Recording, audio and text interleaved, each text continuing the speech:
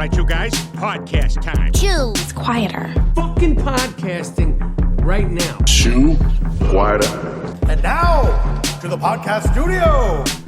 Welcome back, everyone, to Chew Quieter. I am Gabe Mercado. We have Armando Verdugo. Chris Meehan is with us, and today our special guest is Brian Williams from CMM Offroad. How are you, sir? Good, guys. How y'all doing? Good. Brian, good to see you. Good to see you. It's been a while. Yeah. Yeah. The last time I saw you, I was up at your place in Cumberland Furnace. Yep. And did a little project for you. Checked out the shop. Met your fur babies. Oh, yes. Your other animals on the farm and the bigger fur babies. Yes. So, yeah. Yep. It's a cool spot. Thank you. I think that's one reason why everyone wants to move to the country is for what you have there. It's just perfect. I'm kind of back home. I grew up and born and raised on a farm in Indiana, so it's just kind of coming full circle. So we got very fortunate and found this piece of property, and my brother and sister-in-law live on this property as well, and Jill's mom and dad live on this property too. So everybody's all together. So it makes it pretty nice. So yep. You got your driveway paved yet, Brian? No, we've just changed it. It's since when you were first here, that was the old one, and now we've bought an adjacent property. It's right beside us, and it had a much more better driveway. So we've done a little landscaping and got tied together with it, but we're in the process of doing some other stuff that way too. But yeah. So do you think I can get the AMG in there, or I still need to bring the Jeep? No, you should be all right. You should be all right. So I think it's Jill's doing this on purpose, so I can't buy a Z06 Corvette. Is what she's doing. So it's because I'm gonna to have a fun car. I'm gonna definitely have to do some work. So, but we got Jeeps. That's what we're in the business for. So that's what we do. So right. Yes. So speaking of in the business, right? Yeah. Right. Yes. No. I'm past all that. So yeah. For anyone that has just had their head in the sand for the last 10 years, right? A little over 10 years. 15 now, almost. Yeah. Crazy. Yeah. Almost. CMM, tell everyone what CMM Offroad is. CMM Offroad. So we'll start at the beginning. So CMM is a shortened version of Carolina Metal Masters. When we started this, we were in North Carolina. We were still fresh out of motorsport on that side, myself and a friend, and we started a CNC shop where we were manufacturing parts for various race teams on the Cup side. And then it kind of grew and went on from there, and always had a love for Jeeps and started making Jeep parts, and started off originally with a tie rod and a drag link, a fair lead. And then we branched out a little bit, did a grab bar for the JKs for the passenger side and the TJs, custom machine any name or whatever you want in it. And then it just grew. So we try to stay on our own lane and do our own kind of thing. And we've got a bunch of CNCs here and just go out and whittle on aluminum and see what we can come up with. So nice. Yeah. One of your products is my favorite. It's the rear seat delete. Oh yeah. For the, excuse me, for the JLJT. It's, became a necessary type piece, to an extent when we were doing the overland side of things, and we still do on occasion. It's not quite as prominent as it was, and with the last year or so, but we didn't need the rear seat. It just takes up a lot of space. I wish Jeep would have done that back seat the way they did the one for like the Dodge 2500, 3500, where the bottom folds up forward and the top or the back folds down. So you got a big flat area, but instead it's bottom folds up for storage underneath and top folds down, and you just waste a lot of space. So we shucked that thing out of there and started doing some aluminum work. And then we've got a 60-40 split piece that works just like the seat. You can use either half with either other half of the seat, or you can use the whole thing all together. And overall, I think we end up losing like 38 pounds or 39 pounds, I think. And we gained like 21 feet of space. So it gained a huge amount of space. And if you want to go back to the seat, it's just pop 4 bolts out and pull it out and throw the seat back in, throw 4 bolts back in it, and away you go. So that's the brilliance of it. And I say that because back in 2012, when I had my JK, I never used the back seat. So I thought to myself, what can I do with this back seat? I always have it down, but it's still in the way. It's bulky. Yeah. So I ditched it and I built my own version of your rear seat delete. It had little cubby holes on each side, and it was level with the rear deck of the JK. It was a 4-door. So when I saw yours, I was like, this is perfect. I think we even talked about this when I was at your shop. I was like, this is perfect. This is what I kind of envisioned in my mind when I was tinkering in the garage with particle board. Right. No, that works. It's perfect. It works. It works too. So it's trying to make these things like this cost effective. Like cost effective in the real world is not the easiest thing to do. It's just there's a lot of machine time. Aluminum's going up day by day right now, of course, as the market reacts too fast to everything that's going on. We've got several out there. It's not start to say quite a few. It's really not quite a few. We've got a handful, probably a little less than 10 total. I got some guys using one half and another guy using another half and vice versa. But we've got a fair bit of them out, and they love them for what they are. It does become it's for a upwardly mobile couple, type thing to have and it's a perfect spot to have the dogs. And we've got small dogs. I did do one that was really, really low. That was a full all the way across, just barely above floor height, because he did some overland stuff with us. He's got a Great Dane.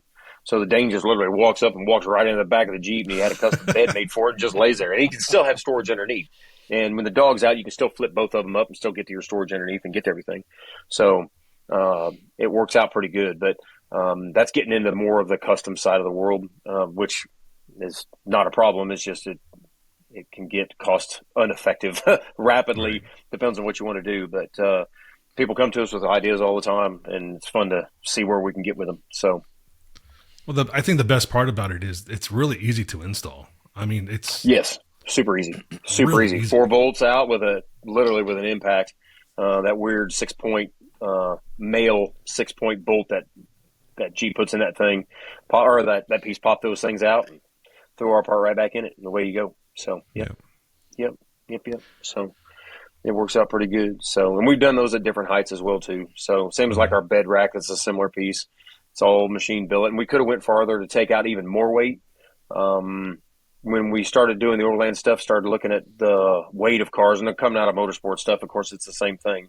It's all about the weight. So if you're running around and in comparison, if we're the Gladiator, diesel Gladiator, where he's dead stock, full of fuel, whatever that number is, and once you start adding heavier control arms, heavier this, heavier that, air compressors, just keep adding, you end up with a very heavy vehicle very rapidly. So we did what we could on that bed rack to do the same thing, and all the ones that we've made of those have been very specific to what the customer wants. So when you take a steel rack, stamped steel rack, and that's just built for kind of a universal fit type thing, and use that, and we're less than a quarter of the weight of one of those, gives you a lot more room to carry more stuff. I know a lot of guys are using like whatever, a 5-inch lift or a 6-inch lift spring in the rear, and they've got so much weight, it's sacking the thing out down to the point where it's back to ride height. And we're just running standard on ours right now, rock crawler 3.5s, and we're still right there within realm. So, yep. So, is that your first? Light. Is that your first inclination when you're building things? Is weight? From all the previous stuff, it is, yes. Like the very first thing we looked at was weight. I know this is going way back, but years ago on the Indy Car side, it was like a 6-figure thing to move or lose like a pound.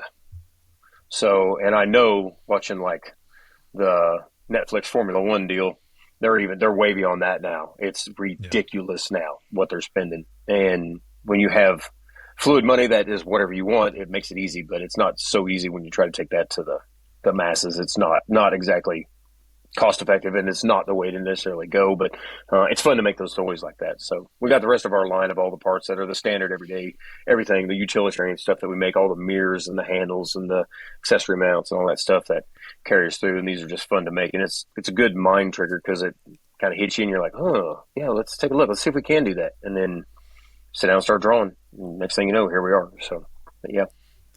Let's go back to 2010 really quick.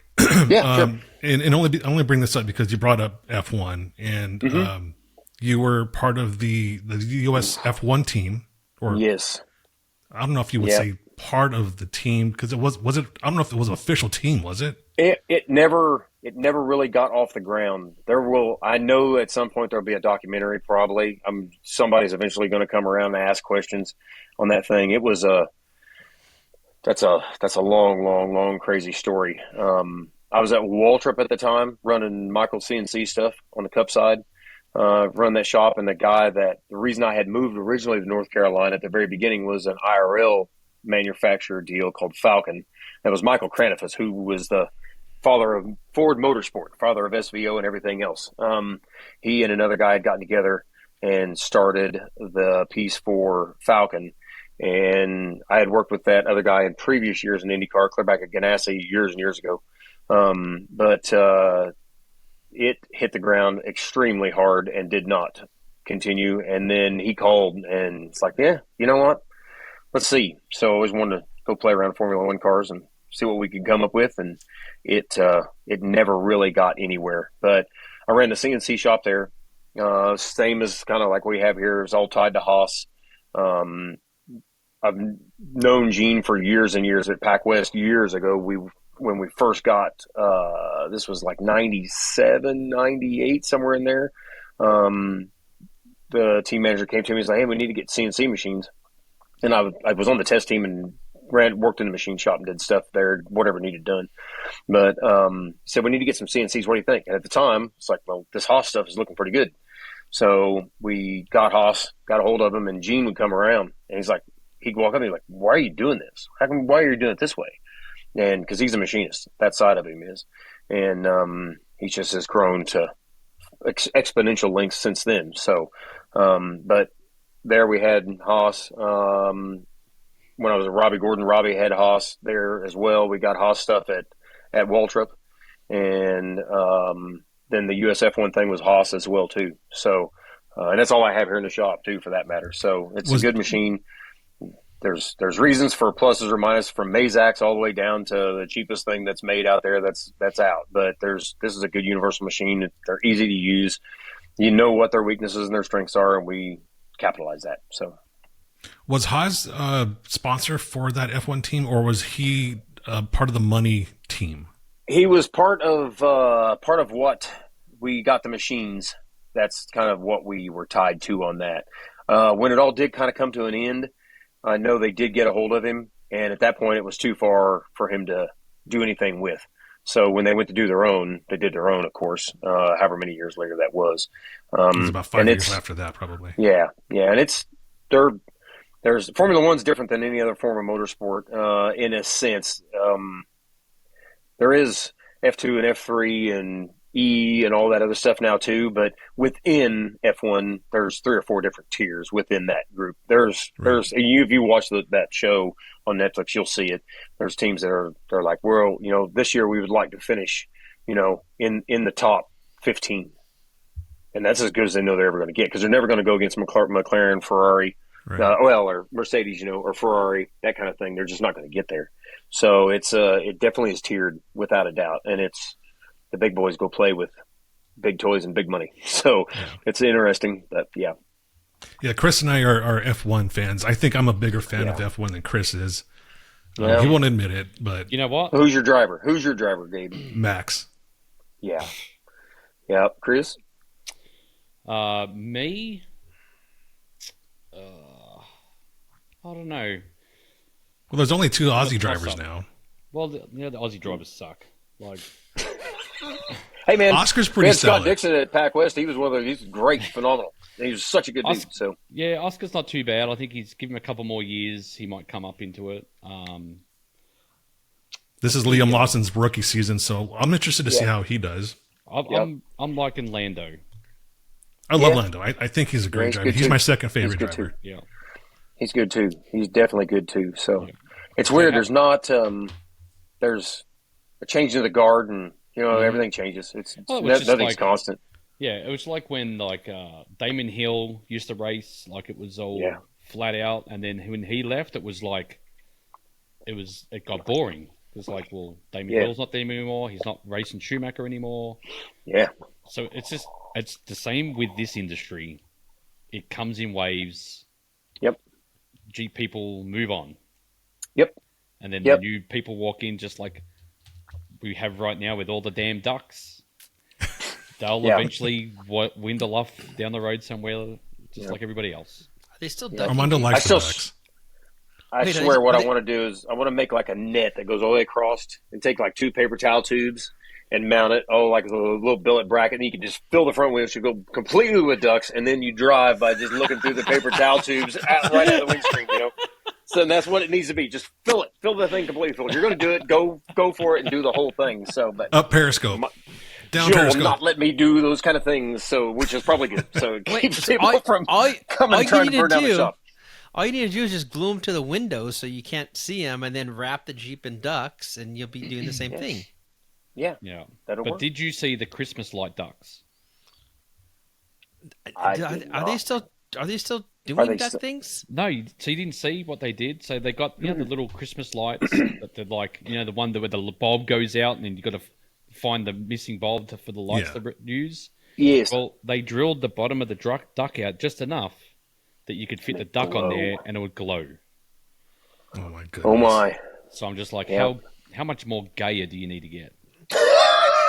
I'm not going there with that, but I never really understood the duck thing. But the true story behind it, the lady that actually started it, just doing it, was pretty cool. We learned that last year when we were at that show in Missouri. And I think she must have been, I'm probably wrong, but I think she was semi-local somewhere around there. A lot of people knew her. I And thought she she was was just a from nice Canada. lady.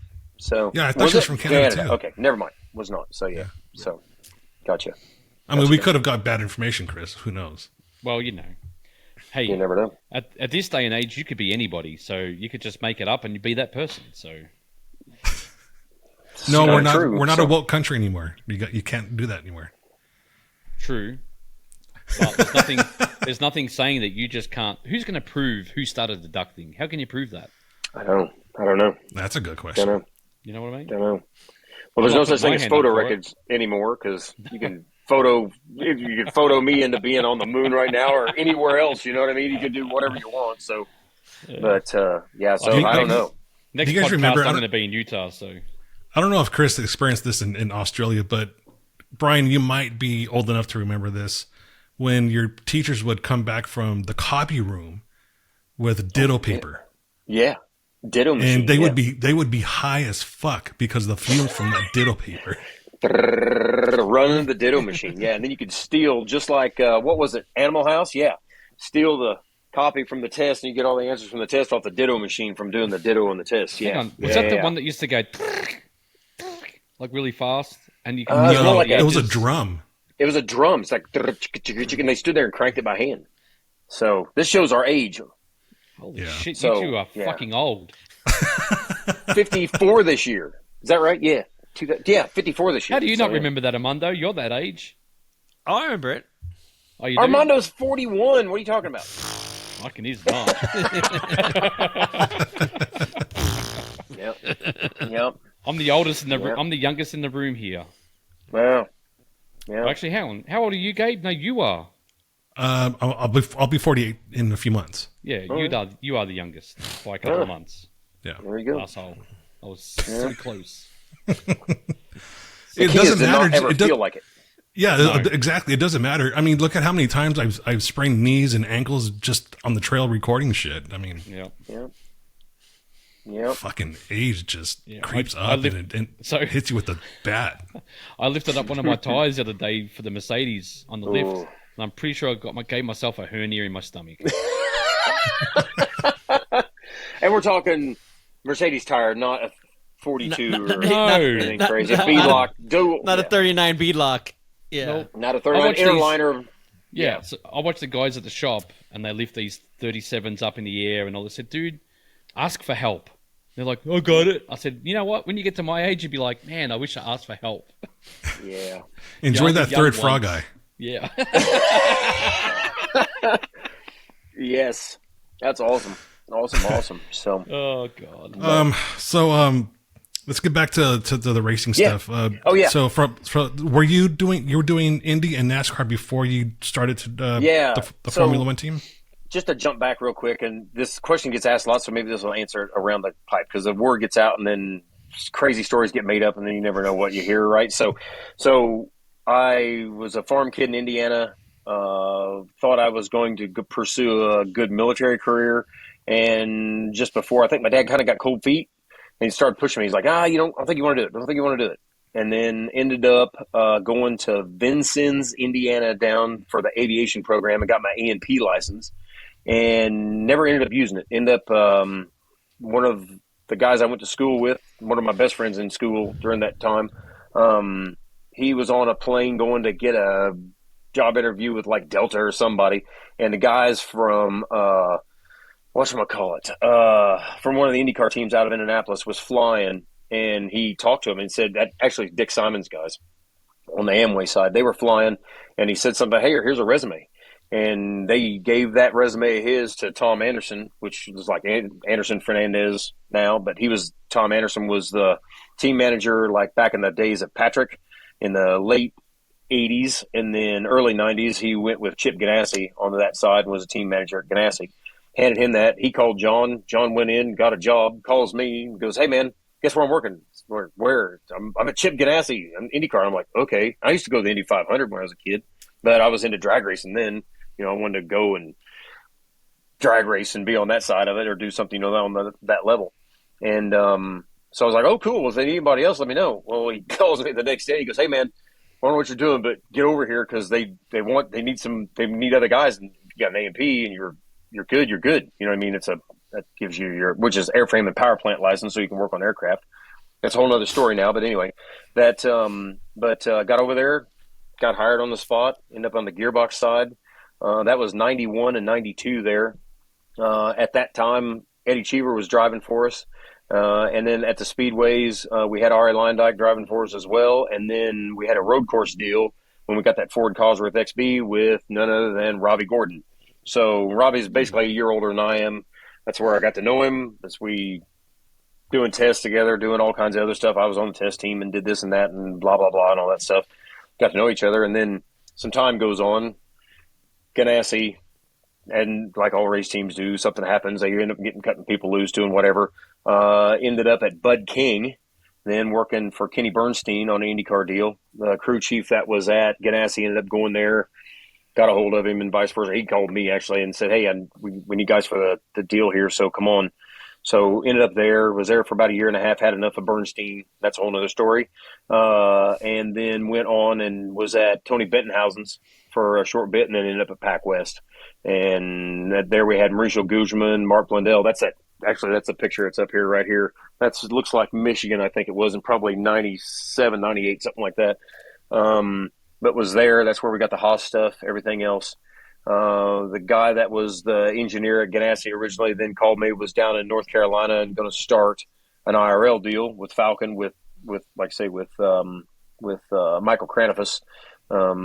And went down there to do that. It went belly up. Michael knew Robbie from all the years of Robbie being tied to Ford. And then he came by the shop one day and he goes, hey, holy shit, what are you doing, dude? And I was like, well, nothing right now. I'm loose. He goes, come to the shop, man. We got tons of stuff to do. I got 2 Haas machines, and we got stuff to make for a trophy truck to be able to run. And that would have been in 2000. When would that have been? 2003. Is that right? Yeah, somewhere along in there. And so went over, spent the summer building parts for the trophy truck, working with the Anaheim shop back and forth, went out, did all that stuff, worked for Robbie for a bunch of years till 2008. And had enough. We've known each other long enough, kind of like brothers, and eventually you got to go roll around the backyard and beat the shit out of each other and then be, all right, that's it. Just got to take a time out for a minute. So, but I still love Robbie like a brother. He's a good dude. It's just Robbie's Robbie. So, but left there, and then the phone rang. Michael Waltrip called and said, hey, man, I want you to come. We're going to the Cup side for real. I want you to come up here and start the CNC shop up here. And so I went up there. And then that was up off like 28, exit 28 in Cornelius up there. Went up there, set up that whole CNC shop, got it all running, was there until 2009 when I got the call from that other guy.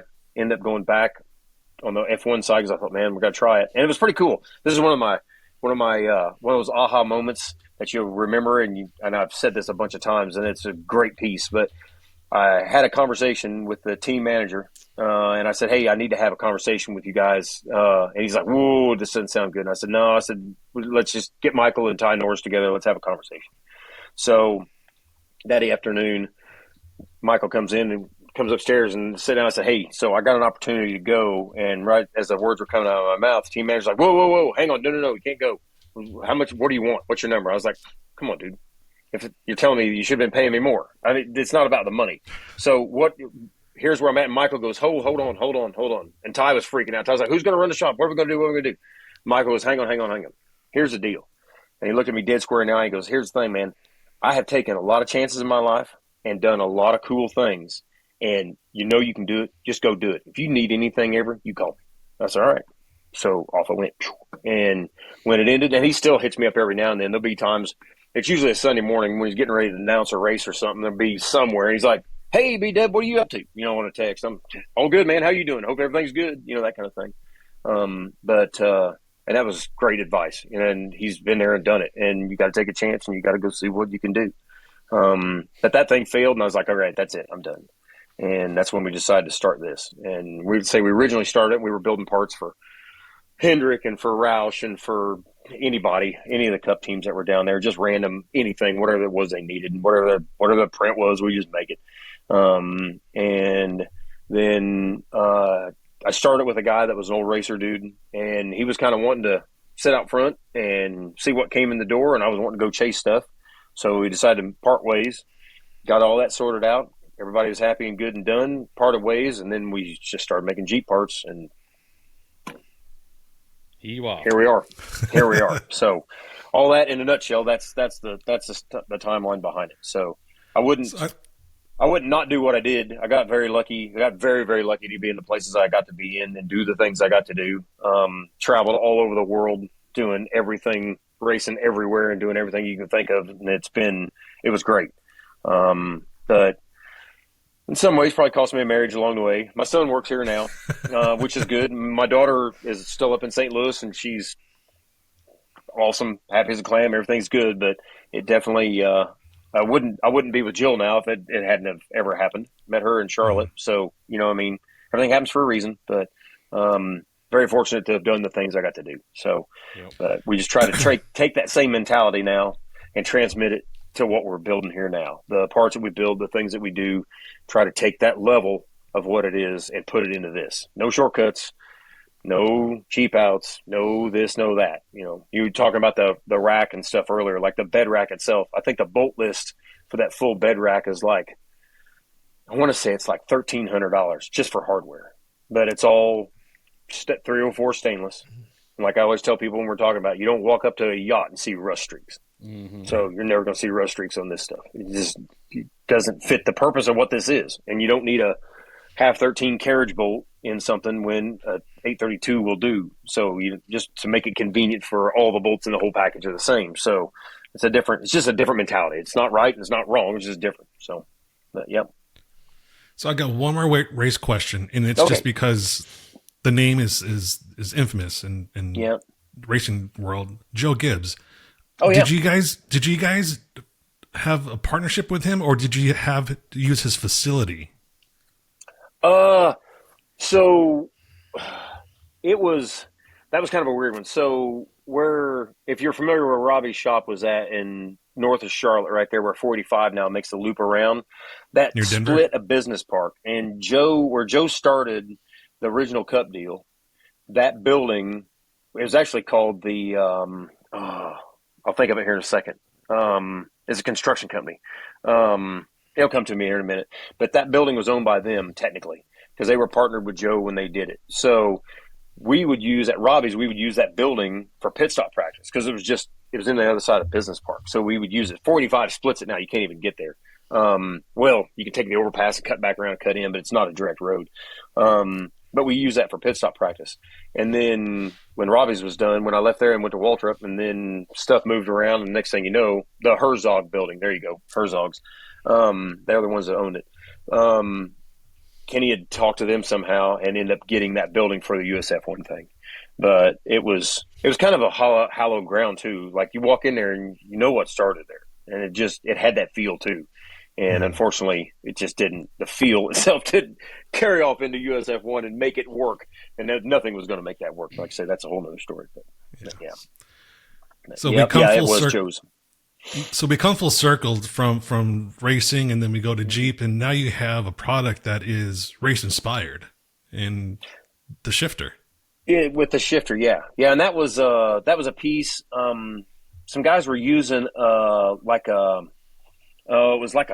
it was a Hurst shifter for like a Challenger, which it's very, very similar. The mounting is very similar, but they were using one of those, and they just like drill and put a set screw in it so it couldn't travel as far as it should to be able to go into park, and did some stuff.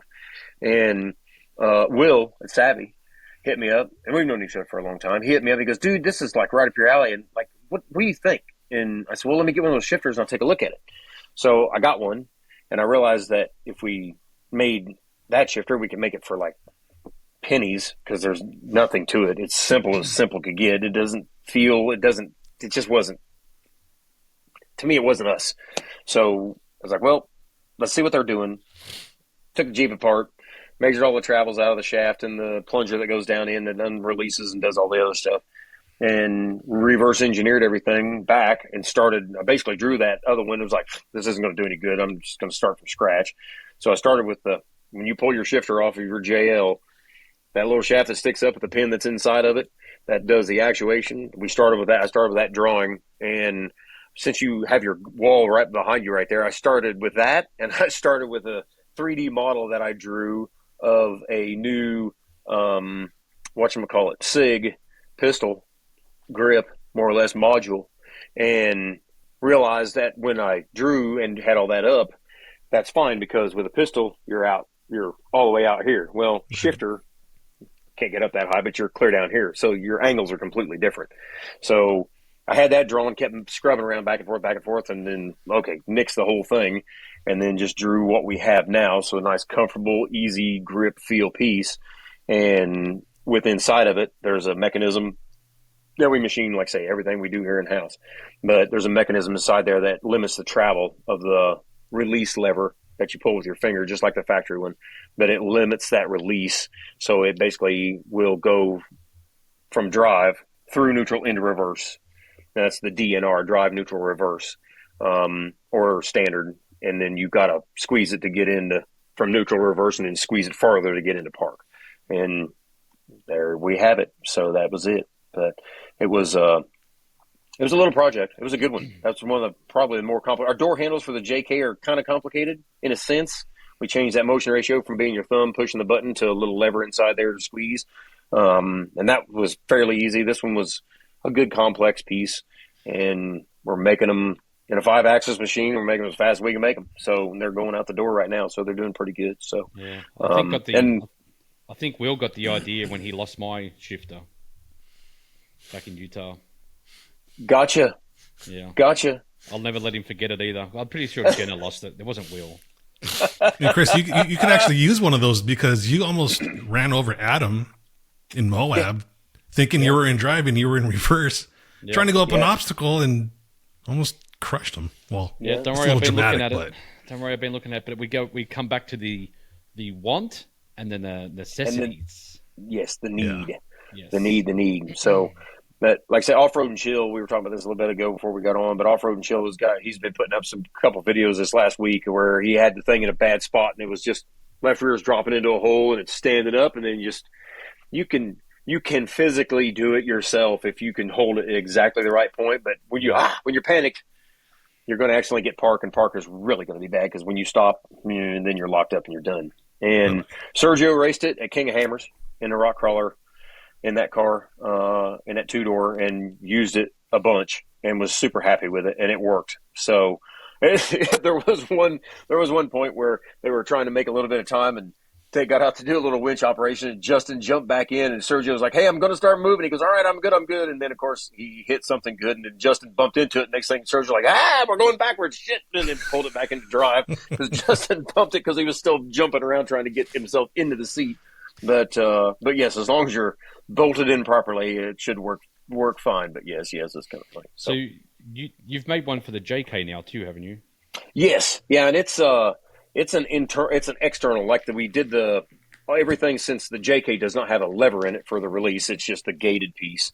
The JL one that did it all inside the shifter, the JK one is an external, and there's basically a pin. It's detinted to where it's got a twist knob on the top, and you can push the thing down or pull it up, and it basically keeps you from going past reverse and keeps you mechanically from doing it. And I did take that entire shifter apart, what would it be, the 12 to 18s. Mm-hmm. I took it completely out of the car, took it completely apart, and I could have done it internally. Could have made a piece internal to do it, but that takes the install from a easy nothing one where you just basically pop the plastic off the bottom and pull the shifter off and loosen our bolts and slide it on and tighten 4 bolts. It takes it from doing that to virtually taking your console out, taking the shifter completely out, disassembling the entire shifter with some parts that are one-time use, a little like a shaft pin that's got the grab on, and then you break it off, and then you got to put a new one on it. Taking that thing apart, taking the whole thing apart completely, putting in new modified pieces, and then going back together. So it just is like, this is just going to be, I can see you trying to talk people through this on the phone and do this, and it's just not. It's not going to be an easy afternoon, easy fix. So let's just do it external, and it just works. That way it just works. Does your shifter still have the gear changes on it? Like the electronic gear changes? Yes, if you want to go down to the bottom and bang the thing back and forth, it'll still do it. And if no matter what you're doing, if you get in trouble, just shove the thing up and to the right, and it goes all the way up and hits, and it won't pop out. So, but yes, you can still use it on either way, for that matter. So, if you would happen to be on the JL, if you would happen to be trying to downshift at the time, because that does have a tiny little gate right there, you're going to have to let a little bit of a release to get the thing to slam forward, but it naturally wants to go back to neutral anyway. So as long as you don't have pressure on it, it goes back to the center, and then you can just slam it forward. So, yep. So very good. So earlier we were talking about kind of our age and transitioning away from rock crawling and kind of going more towards the overlanding route, just because it's a lot easier on our bodies. We're at ages now where we're appreciating scenery more and more. Absolutely. And we're also at the age where the camaraderie with our friends is increased exponentially just because of our age. Yes. And we had talked about differences, sleeping accommodations differences. You know, and I mentioned that I like the hammock. Yeah. Armando, he's short enough where he can just sleep in the back seat of a truck. I know, we've done that. Well, not we. Go, hang on. Hey, we weren't supposed to talk about that. We weren't supposed to talk about that. Our vehicle's right beside Armando's. He was sleeping in the back seat of his truck. Yes, that's funny. Yep. Yeah, absolutely. We have mutual friends that also have been out, and we talked about that also on the Rubicon. I don't know if actually, I don't think Tim would mind, but so I'll just say Tim. Tim is the guy that we were out there with, and that's a guy that he's on my wish list to get on the podcast just because he's Tim. The other reason is because me and him could probably talk about weed for fucking hours. Probably. Start to say you're never gonna know who you're talking about. Just say Tim. Yeah. Love Tim. Yeah. So. Yeah, that guy's cool. Cool as fuck. But I bring this up because, I talked about the wildlife, and Will from Savvy was with us on this trip, and he was sleeping in a hammock, and a bear started to rummage through stuff around his Jeep. Yeah. Then 2 days later, we were on Fordyce, and I'm in a hammock, and someone had left out their cooking utensils and didn't clean them. Yeah. And I heard metallic rustling, and I see these eyes just glowing because of the flashlight. And I was like, oh, fuck, that's a bear. Yeah. Yes, it is. So, despite all that, I think I still prefer the hammock. Yeah. Well, just next time, just make sure there's no peanut butter underneath that hammock. That could help. It's okay if it's your dog.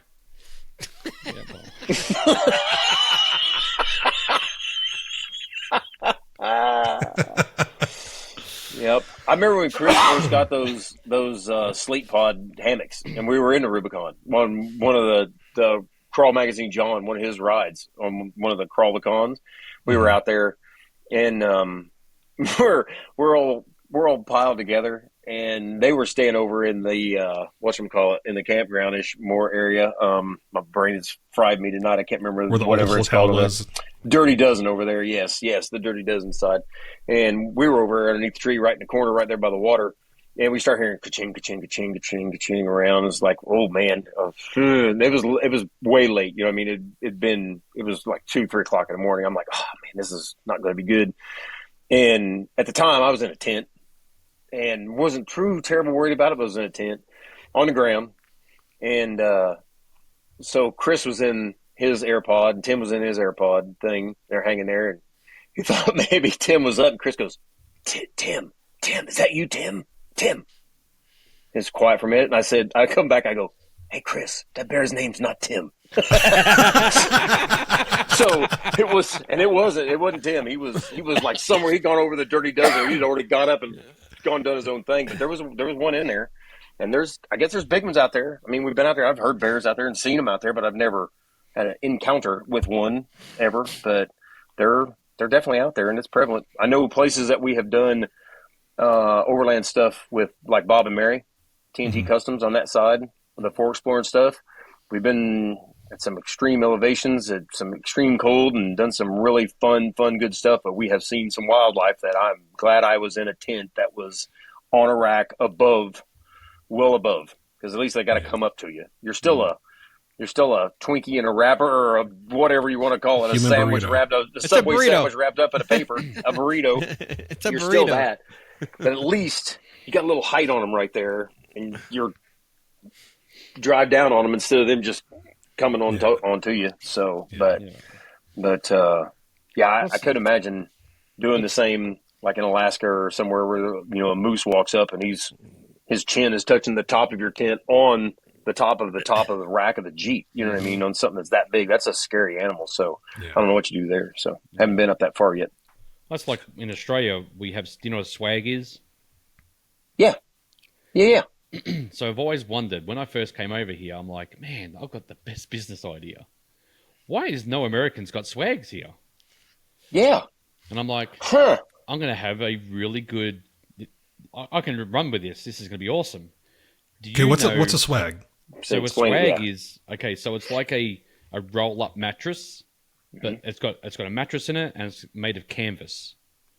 So it's waterproof, dustproof, and it's got zip in it, and it's like you lay in it, and you've got about this much room above you when you lay there. So it's got like tent poles through it, so it stays open. You can get changed in there. You can do whatever you want in there. Some of them you can king size. You can get 2 people in them. So there's a whole lot of stuff you can do with them. Some even have a veranda like on them, so you can put your shoes out and not get wet, all this kind of stuff. So when I came over here, I'm like, when I started doing the overland shows, I'm like, man, like no one has these swags. So I'm just like, man, this market, like, because the overland has only just really come about in the last 5 years. Like COVID drove it hard. Yeah. Like it was there before COVID, but not as heavy than what COVID brought it into fruition. But do you know who 230 is? Oh yeah. That's what I've had nothing but their tents, yeah. So do you know Justin, who owns 230? Yes, we met in like Overland Expo a couple of times. He's pretty good friends with Bob. So I got an introduction and he's Australian, and I met him. It was funny. I've even got the shirt on. That I was with Artec doing a show in Washington State. I was with Will and Nate, and we were sharing a booth together. And I pull up, and there's this massive big awning, a Raptor there, and I can hear someone going, "You fucking bastard," and this and that, and it's like, and I'm like, "Is that guy an Australian?" And I hear him say something else. I'm like, "Hey, dude, are you from Australia?" And he's like, "Yeah, mate, full blown Australian over here, mate." And I'm just like, "You're more Australian than what I am." And Bonza, mate. Yep, we got to talking, and he does all the tents and this and that. And I said to him, "Dude, why don't you have the swags over here? And he's like, funny you should say that. I thought about the same thing when I moved here, but we sleep on the ground in Australia because what's the worst thing that's going to happen? A snake? Snake. We're in America. Everything in America wants to kill you.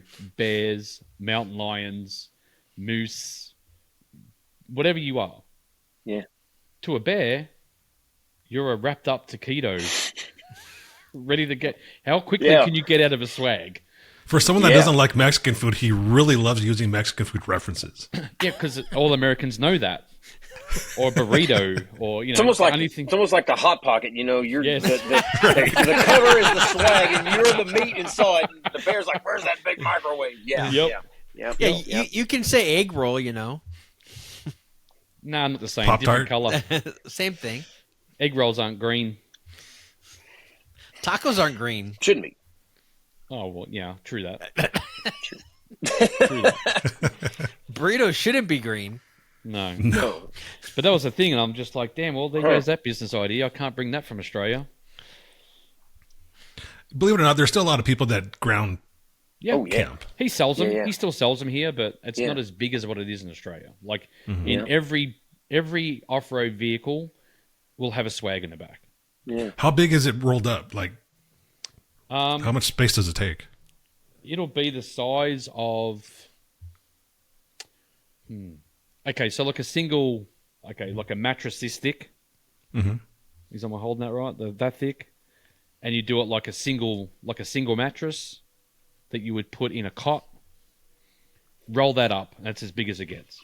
Mm-hmm. Okay, so maybe 15-inch circumference? Yeah, maybe. So, okay, the back of my Jeep, Yep. the height I have with my box, where my two air tanks come in, I could roll one up and it'll take up that whole back. Okay. That's not bad. It's pretty good for like one person camping or something. Yeah, that was a king size. That was a king size one. Totally, so you could fit two people in it. Yeah, I totally use that. Yeah, and it's quick. So if it's raining outside, you still jump in it. You're dry. When it's cold, you're warm. When it's hot, air flows through it, so you stay cool.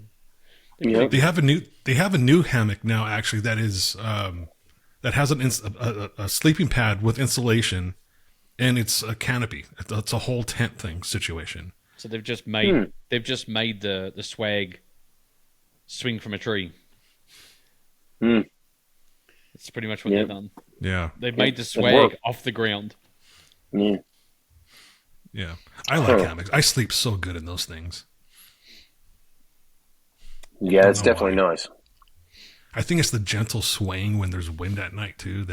Is that because it feels like you're back in your mother's womb? It's like or on the crib or in the swinger or something. I feel safe. Do you get into the fetal position and go, oh yeah, this is good? I can't move very much when I'm in a hammock. Why is that? Because you're gonna fall the fuck out. Well, yeah, because I'm so fucking fat. The thing just bows down. Yep. Hang on. Does the hammock bow down, or is it the trees?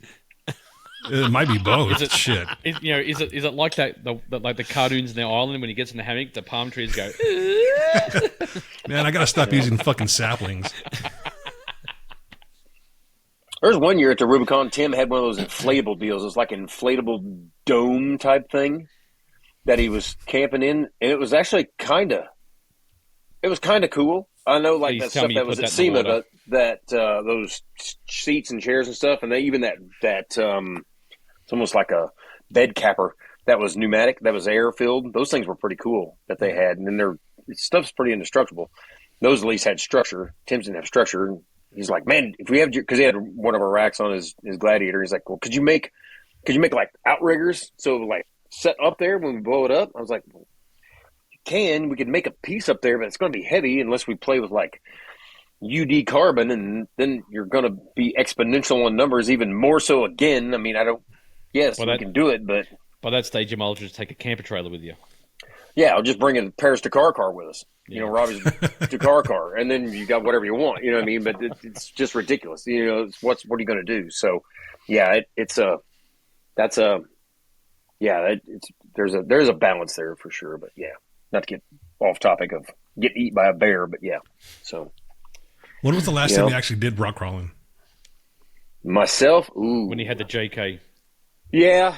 Last time I was at Moab, which was probably a couple of years ago. 3 now, probably. We go out to, there's an event out here, and if you, I don't know if you've been out to it or not, but the one at Loretta Lynn's, it's out here at the ranch. Anthony, her grandson, puts that on, runs it. He runs the park and everything now, too, and does everything. And it's becoming a good event, actually, a very good event. Did we go to the first one? I think you were there. I think that was like the second or third one, actually. Yeah, the 2019. So it was when because we went before we ever even moved. I think we went to 18 or 17 we went. I think it was the first one. But it's pretty cool, and the trails are getting harder and better and harder, and there's stuff that's there that's not accessible, if you will, so during those times. But, yeah, there's some pretty cool stuff there. So that show's coming up now, isn't it? Isn't that June? It's in somewhere in there, into June or something like that. So I don't pay attention to the calendar. Well, I try not to pay it. My goal in life would be have no idea what day it is or what time it is if I had my choice. I would like that too. Jill runs all that side of it. So I just go where she tells me when I need to be there. So that ranch isn't too far from you, is it? No, not at all. Just a little bit west. So just straight west. So it's not far at all. So yeah, it's close. I'm sort of Nashville, because when I came to your place, my bearings were all out of whack. Because I'm still, sometimes they still are, but I'm getting better. You used to being upside down, being from under the equator, you're upside down all the time. So this right side up thing's got you all messed up. Yeah, it is. Where I think I'm going north, I'm actually going south. That's right. It's all backwards. It's like, God. Because every time I'd go to California, I'd go, yep, I'm going out east. No, yeah, I am. No, you're going west. From Australia, it's east. Yeah. Hey, Brian, you should hear him do a Celsius to Fahrenheit calculation conversion in his head. It's amazing. Yeah.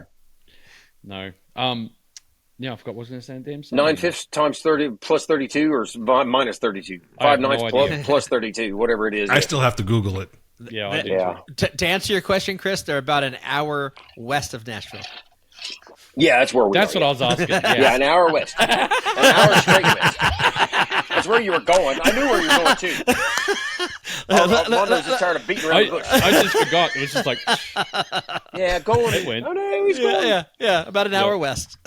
Yeah, so that means you're closer to me now. Because I came from Georgia last time. Yeah, I came from Georgia last time. Yeah, if you're in Alabama, that's not too far. So. Yeah, so in Huntsville. Yeah, so Dixon is south of us, and Clarksville is straight north of us. We're right kind of in the middle. So if you're military and you know where Fort Campbell's at, we're south of there, straight south of Fort Campbell. No. So, And I can't imagine all those old barns along that road to your place are still standing after that last windstorm. There's the one that's right down there by the end of the driveway. That one's now coming apart. So, and he doesn't want it. So Cale's been going down there and doing dismantling and all kinds of stuff. It's come apart, and it's pretty interesting. We talked to there's a section of property out here on the road into us, I guess, if you will. There's 328 acres for sale, and her family had owned it since whatever. But her great granddaughter would bring her out here, and the hill that's like from us going up, heading north and a little bit east, that on that side of that road, she talked about when she was a little girl, she used to walk up that hill, and there was a one-room schoolhouse up here on the top of the hill. Wow. And people, when they built that barn, people came from like all over the place because it was one of the biggest barns anywhere around. And it's pretty crazy. And now it's kind of just coming apart, So, but there's still a lot of tobacco barns around here too. So they still dry tobacco and do that, but the numbers just aren't in it. And I think I don't know what actually the numbers were per se for tobacco, but when we first got here, it was like everybody told us, like, these barns aren't on fire; they're drying tobacco. But they get fire calls at the fire station. Oh my God, there's a barn on fire! No, it's not on fire. It's just they're drying tobacco. Mm-hmm. So they take sawdust and burn it, and it dries it and does all this stuff. But the market's just not where it was. But at one point, it kind of changed over from tobacco to hemp.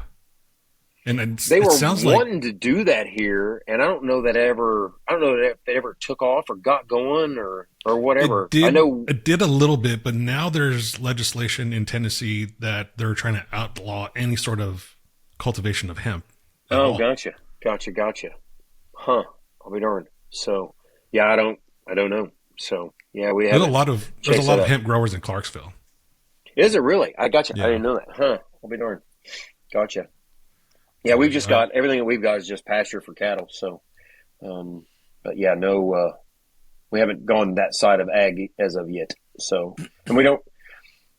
I didn't realize how flat Indiana was, where we were on the west side of Indiana, straight west of Indiana or Indianapolis, right there by Illinois. But it's flat up there. And when I say flat, I mean like it's ridiculous flat. I didn't know it. Didn't notice it as a kid, but here, like say when you're shooting and doing stuff, the longest shot I can get right here is like 458 yards. That's it. With like 57-foot elevation drop. That's it. I can't go any farther than that. There's nothing any farther than that. So it's too hilly. So it's definitely different. So at home I had 1,000 yards at the house when I was a kid growing up. So it was not wasn't a big deal. But 1,000 yards. You don't want to trust me with a 1,000-yard shot. I think I'm probably at my limits at around 400 yards. 1,000 yards. It's like everything else. When you were young, 50 yards was a long way. You know what I mean? Yeah. And you just learn, and it's just a learned trait. You know what I mean? That's what my dad was very, very, very good at. Extreme long distances. So yeah, and I grew up doing that, I guess. So I just didn't think about it. So it just if I'm shooting at paper, I'll do it. But if it's to harvest a deer, I'm not taking that shot. I wouldn't either. It's just not. Depends on what you're using, I guess, and what you're trying to do. But whatever I'm going to use to go that far is not going to be. It's going to be pretty. There's not going to be a lot left. I mean, there's going to be left, but you know what I mean. It's going to cause more damage than it needs to be. Yeah. So it doesn't need it. So, but yeah, it's different. But we love Tennessee, though, man. I love this state. It's phenomenal. Me too. There's nothing. I have nothing that I've been like, oh man, I don't know why they're doing this. I love Tennessee. So I'm trying to talk Chris into moving here, but he's got this family thing that he has to worry about, and he won't do it. Dude, the only other place I'll move to is Utah. Yeah, I'm not far off right there with you. I'd love to live right there, not too far from you, Armando. I'd go out there in a heartbeat too. Yep, St. George is where I'll end up. It's not so great. I'll move to Tennessee. Come on. Yeah, I love the desert. My wife is not going out there, and our whole family's right here. So, trying to get my mom and dad to move down here now, but I don't think they're ever going to leave Indiana. So it's just fine. It's not that far now. So, but yeah, I love the desert. No problem. I love it. Yep. So I love the desert, but it'd be nice to be in a change. Well, I don't mind the desert, and I love the East so much. Like Tennessee's a good Southeast mix. Yeah, I feel like it's not Tennessee desert I'd be by good. any way, but yeah, but I think I'd be good. I'm not going to get a lot of snow. No banjos playing. You get some humidity. violins. I don't care about the banjos. I don't care about that. But no, you're close to kind of everything. You get down to Florida, get down to the Keys, get down anywhere pretty quickly. Get out to Georgia, down to Riviera, out to New Orleans. So you kind of like there's no need to go to centralize in there. Keys. You don't have to ride back onto the Keys. Yes, I do. It's boring. It's good to go to the Keys. I love going. It's to a good the place. Keys. It's a good place. So I heard the fishing's pretty good. The fishing is what I want to go to Keys. That's where I come that yeah. way. No, I'm just kidding. Fishing, yes. That's about it.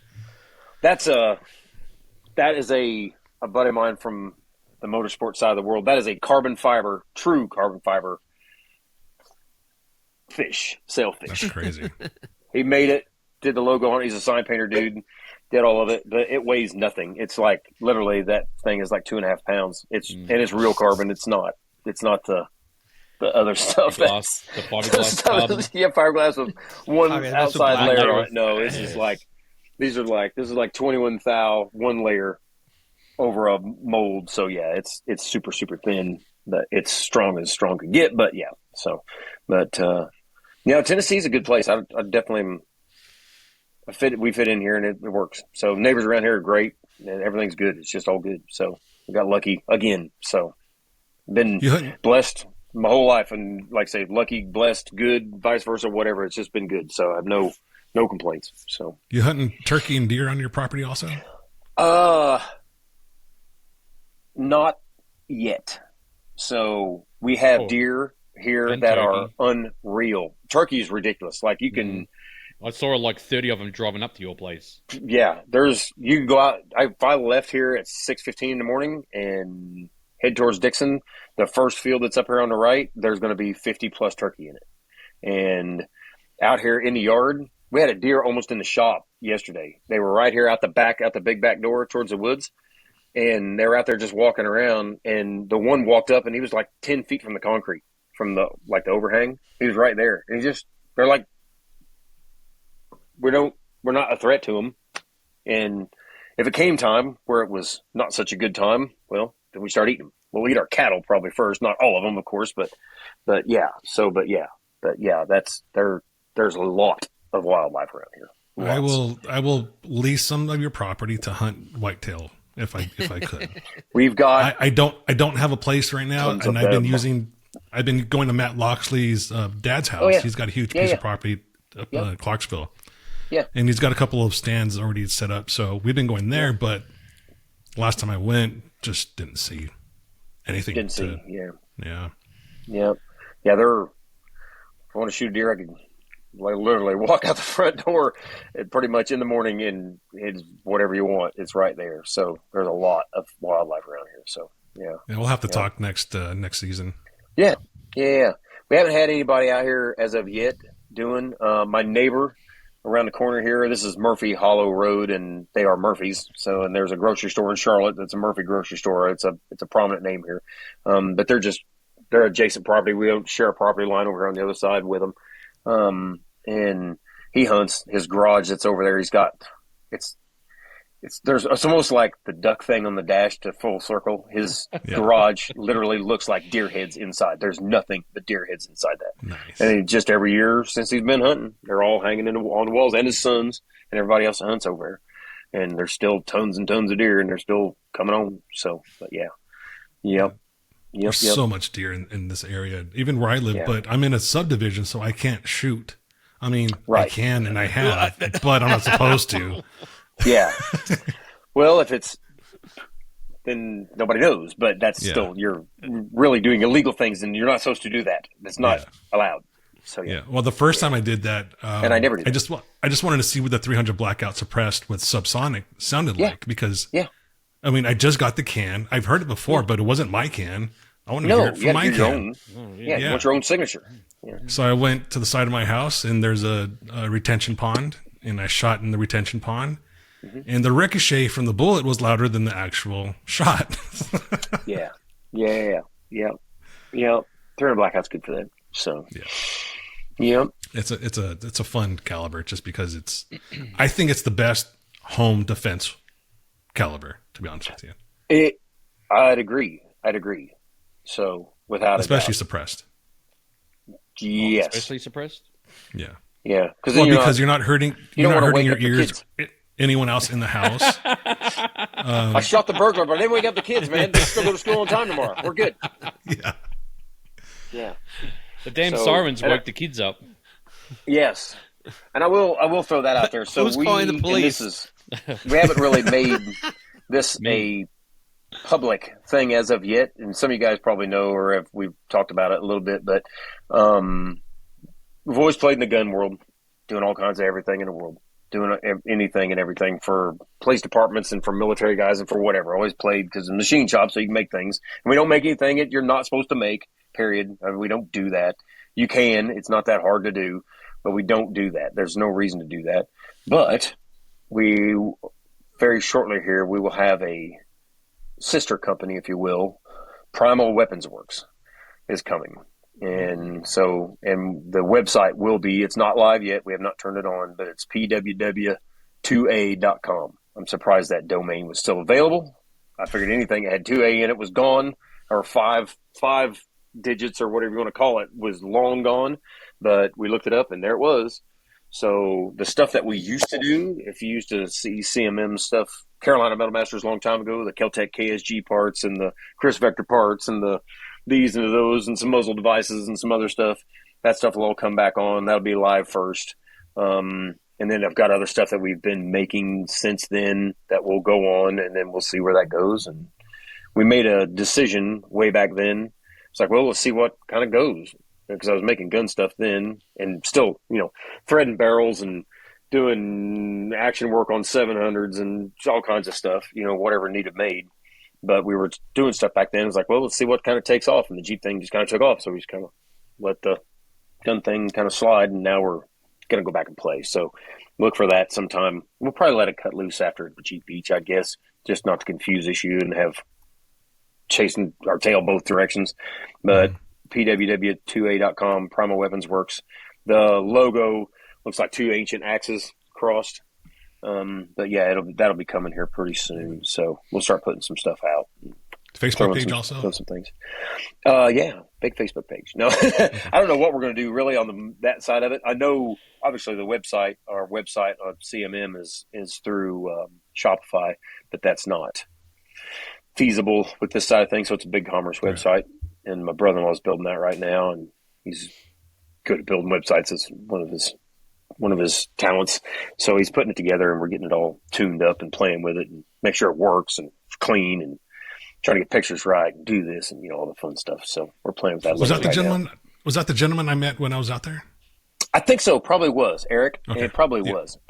So Jill's brother. So he's a couple years older than he is, or than she is. So I think he's a year older than I am. So, but yeah, thereabouts. I was actually thinking about 3 days ago about shooting my guns. It's been a while. Yeah. Yeah. Same here. I need to get that 338 out and start shooting that again. Oh yeah. Yeah. Yep. Here's what we need to do, Chris. Come up to my place, and then I'll drive us up to Brian's place. Come out. We'll do some shooting. Go south, then go back east. Why am when I going to hit the ocean, east, go north. Yeah. Turn left, why am I going to go east to go west? When you hit Canada, north. Make another left. Go to the big lake, and then come straight south, and you'll hit us. So yeah. When you get to Gulf of America, go north. Yes. Do you notice how Brian really sounds Australian when he talks? Sometimes, like if I get around people, like I said, their team manager was Australian, so you start talking like that. Next thing you know, yes. There it goes. So all those trips to Brisbane. Doing it since went to we spent a lot of time on Gold Coast Indy Car racing. So it's awesome down there. I love it. I would love. I could see being down there. So $3.40, thanks. So yeah, it's not so good anymore. No, it's probably $7.80 or. Did you try Vegemite when you were out there? What's that? Did you try Vegemite when you were out there? Yeah. What'd you think? It's better than Marmite. So. Oh yeah. Yeah. So being like the IndyCar side, there's engineers from everywhere. I mean, we got guys from France and England, and it's just a culmination. So you end up seeing and trying all kinds of stuff. And we raced Paris Dakar with Robbie. So all the stuff in North Africa, that was when it was not in South America like it is now. It was truly we started in Portugal and wound around, went across Straits of Gibraltar, into right there at the top piece of Africa, right through Monte Carlo, more or less, all that stuff, and then down through Morocco and Western Sahara and all that, and clear all the way down to Senegal to Dakar. But that was the hardest thing I've ever done. Period. Bar none. I've heard Morocco is crazy, like as far as the old relics and everything else. We come across where we were in the desert in Western Sahara. I think it was Western Sahara.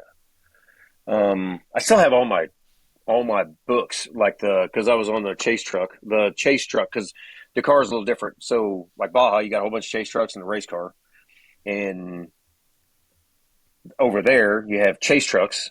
But then you also have, we had a Unimog, we were racing, but we weren't racing, we were a chase truck, because you can get there quicker being behind the fast cars, right? So being a chase truck. And it was a race car, but it was a chase truck.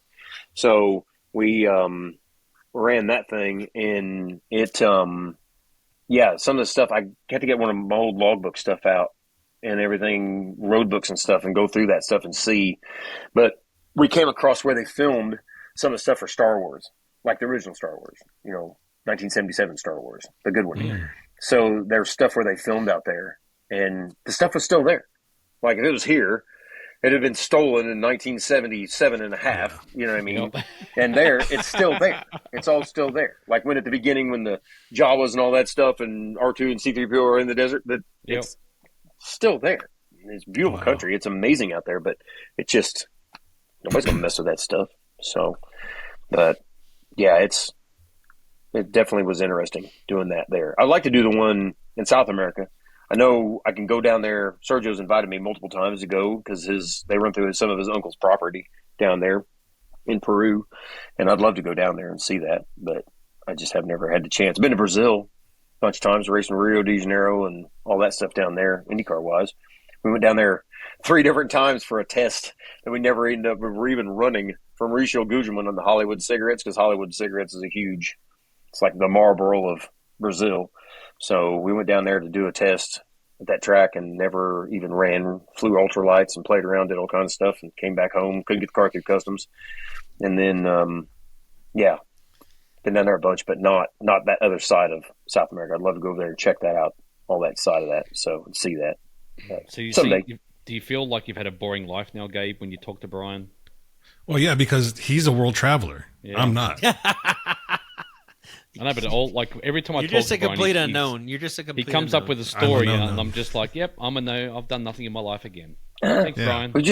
We've had fun. It's been a good trip. You learn a lot. That's a cool thing. You just stuff you end up picking up from seeing how somebody else does it. You know what I mean? Yes. And that's what, like I say, that to jump back to that other piece, like when Will called with that deal with the shifter, he's like, man, you think you can make something? I'm like, oh, yeah. Challenge. Let's see what we can make. Let's make something. So let's create something that doesn't exist. I love doing that. So if we can, and people come up with ideas all the time. Sometimes they're not very good. Crazy. And sometimes you're like, ooh, I don't know. Let's see if we can make this. Let's try this. So all the good ones start on a napkin. All the good ones start on a napkin when we're eating lunch. You're eating lunch, that's where the handles came from for the JKs. That's where the mirrors came from. That's where the breakaway mirrors came from. Before I drew that wave spline that's inside that thing, I was like, how can we do this? So we're at the Mexican restaurant here, and I'm got an ink pen. I'm noodling around on a napkin. I was like, yep, here's my print. Back to the shop. Here we go. So, yeah, that's the way to do it. So, but, well, we won't keep you any longer. Really appreciate you coming on with us. Really quick, what's the website for everyone? CMMOffroad.com. So awesome. Come and check us out. So it's we're a very small organization. People call and say, well, I talked to somebody else last time. Well, probably didn't. There's me or the wife. There's me. 1, 2, 3, 4 of us here. So is what we have. And 2 dogs. And 2 dogs. So that's it. There's not a lot of us. I have 5 employees out there that do not talk back. They just, you turn them on and they run. So it's a nice thing about CNC the best machine. ones. The best and I've threatened my son that I'll replace him with a robot. I tell you what, though, a lot of guys are doing that. Like, got guys back in North Carolina that it's hard to find good people. And not say anything bad about the new generation because there's some really switched on kids out there. It's hard to find anybody. It's hard to find people that give a shit and who put their head down and they'll work. And when you do, you hang on to them.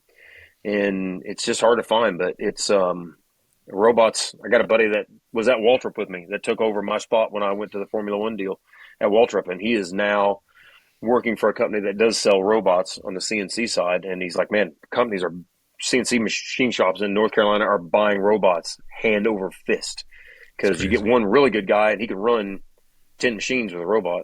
And I know, like, just talking to Mike at Factory 55, when he, the machine shop he's got out there that he had out there, when he first saw the robot, it was on a Haas machine, it was on a VF, I think it was a VF2 or a VF4, but it was making the ultra hooks. And it'd grab the part, set it on a little fixture, locate it, put it inside, come back out, the door would close, make the part, it'd reach in, grab it, set it down, it'd stage it so it could get its orientation, put it back in, do side 2. Mike's like, oh my God, that thing is so slow. You know, if you talk to Mike, so Mike talking, but he goes, it's so slow. Well, guess what? It doesn't ever take a smoke break. It doesn't take lunch, and it works from the time we flip the switch on in the morning until we go home at night. Or if you want it to keep running, it just keeps running, and it'll tell me when something's up. So that was Mike to a T. I'll give you that one. Mike, man, some of the stuff of Mike over the years, dude, I love that guy. We are as polar opposite politically and anything else. We're not gonna get into that stuff, but we are totally opposite as you could get on that side. But man, Mike he's a brilliant engineer, and the stuff he makes is just phenomenal. So love Mike to death. But But he has definitely had some funny quotes over the years of stuff. The best one, we were looking at a vehicle at Moab, and he's like, and what's this? And wait a minute, and what's your guy's name? What? That's never going to work. Just Mike just being Mike. So he is so much fun to be around. And you never know what he's going to say either. It just comes up. It's so much fun. But yeah, so. But no, it was great being on with you guys. And if there's anything, same as I always tell everybody, if there's anything we can help you with or make or do or chase up or whatever you need, hit us up. We'll figure it out. We'll do. So. We'll still love my grab bar. Good. I made one for a guy today. I said, I'd sent him the email, like, what font do you want? So, and he goes, just do the one you did when you made our last one. And I was like, So I get on, I look up, and it was 2017. We made one for his JK in 2017. He wanted exactly the same. He's got another one. He's got another JK, so he wants the same grab bar and the other JK. It's like, wow, holy cow. It was like, time sure goes by fast. Yep. So everyone used to comment at the shows was, where'd you get the grab bar from? Because I would have always had my half doors on, so you'd always see it. You'd see it, yeah. Yep. And I looked. I've had to divide them all up. I divide them up by years now, and we usually do like 160. I think last year we did like 187 or something when I looked today, grab bars customs. But it's just one of those things that you're not going to get a custom piece out of a shop from China. They can't do that. They can make parts, but they can't do that. So it's like doing stuff that's not normal, I guess. Screw loose or something's wrong. So we like doing stuff that's different. Yep. So, but keeps it fun. So, and there's nothing like a extremely satisfied customer when they come up at a show and they're like, "Oh man, come here, check it out. I got to put in." And you go over and you see what. Yeah, man, that looks awesome, dude. That looks good. Glad you're proud of it. So we were when we sent it out. So I'm glad you were. So yep, that's it. American made. Cool. American made. You know it. Yes.